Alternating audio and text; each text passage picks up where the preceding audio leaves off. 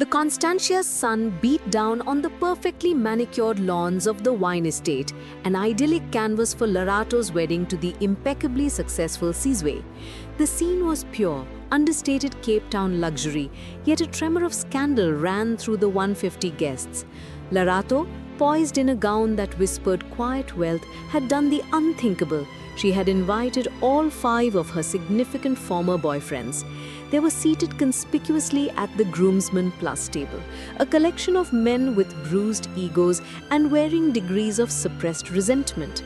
There was Thabo, the volatile but charming former musician, Zola, the stone-cold financial architect, and Cabello, the cynical academic who always saw through everything. Larato had insisted on the invitations, claiming a desire for a clean slate before marriage, a narrative Sizwe had reluctantly supported.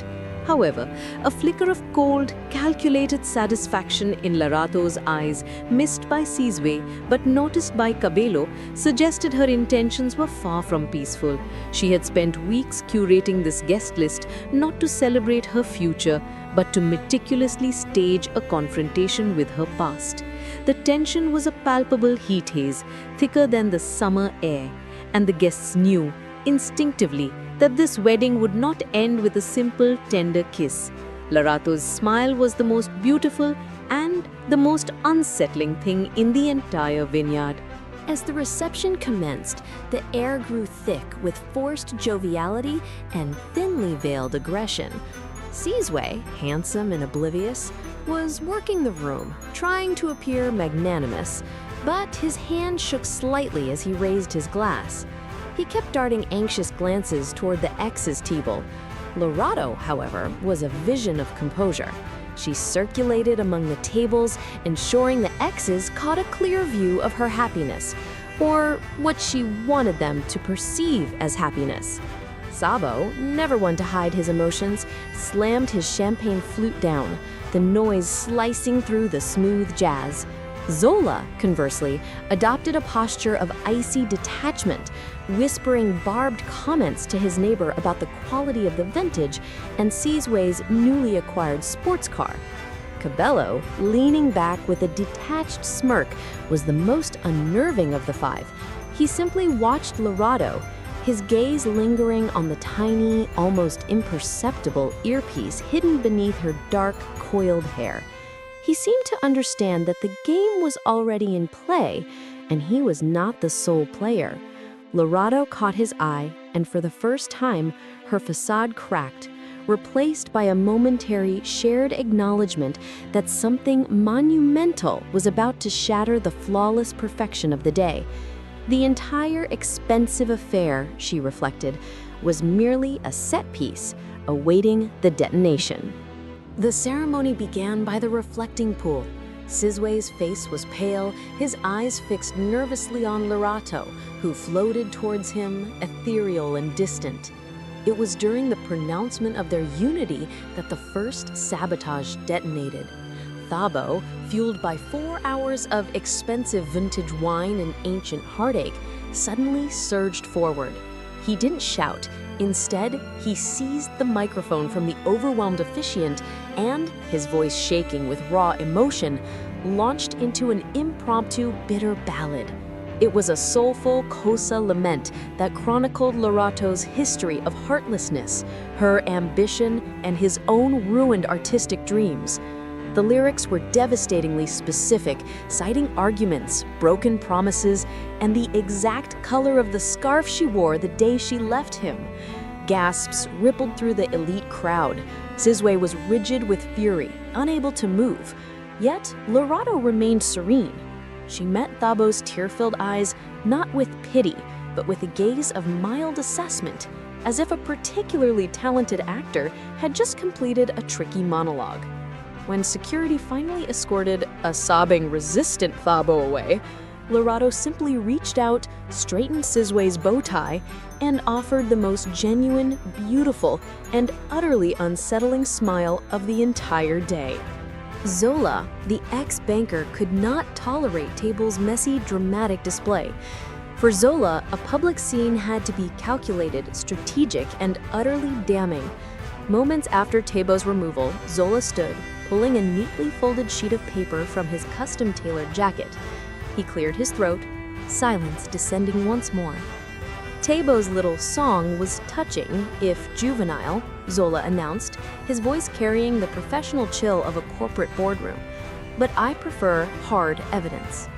The document he held was a fabricated, yet meticulously detailed financial record purporting to show that Lorato had been secretly funding a rival of Sizway's company only months ago, using a dummy corporation registered offshore. He claimed it proved she was a mercenary. The guests exchanged horrified whispers, and this time, Sizway's face truly crumbled. This was a language he understood and feared. Lorato's calm, however, began to shift. A faint tremor ran through her jaw, but the cold glint in her eyes intensified, like she was witnessing an expected yet slightly irritating technical fault. She took a deep breath, preparing to respond, when Cabello, who had been silent all afternoon, finally rose, his eyes fixed not on Lorato, but on Sizway. Cabello, the ex-intellectual, ignored the documents fluttering in Zola's hand, recognizing them for the superficial distraction they were. His voice, low and articulate, cut through the rising panic. Lorato may be ambitious, Zola, but she has a predictable code, Cabello stated, walking slowly toward the bewildered Sizway. Our groom, however, is an entirely different matter.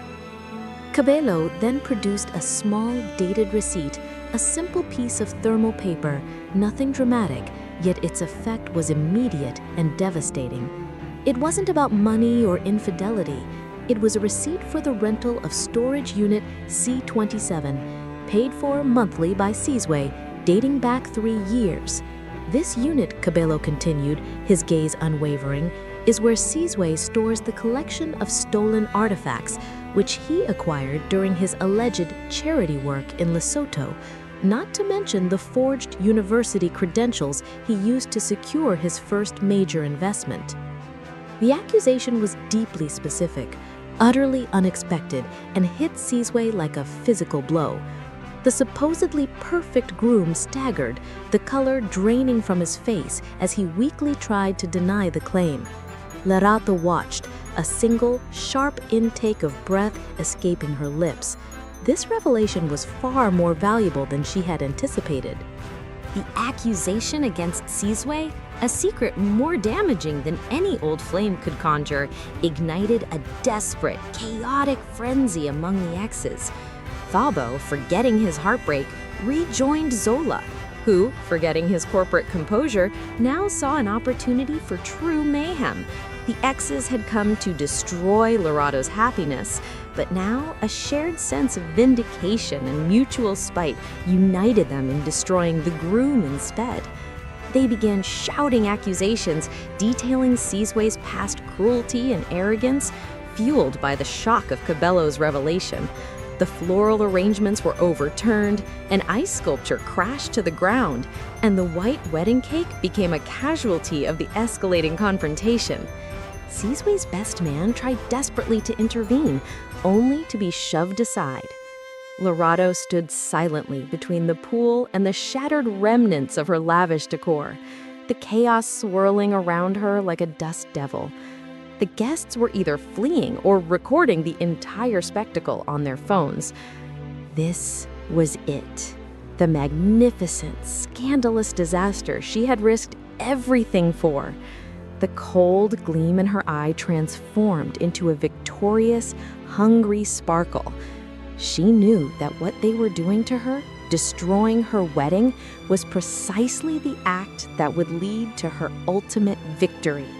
Just as Sizway made a desperate lunge toward Cabello, Lorato strode forward, picking up a dropped microphone from the shattered wedding cake table. Her voice, amplified and perfectly steady, instantly silenced the melee. "Stop," she commanded, a theatrical pause hanging in the air. "Thank you, gentlemen, for your enthusiastic participation."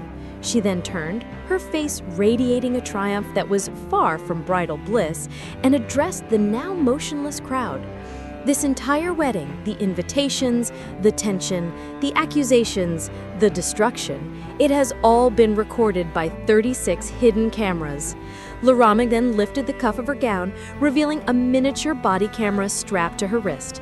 You are currently watching the final scene of my pilot episode from my new reality series, The X Factor Wedding, and the centerpiece of my upcoming memoir, The Art of the Strategic Exit. The guests, the exes, and Sizwe stared in disbelief. Her goal wasn't marriage, it was content creation.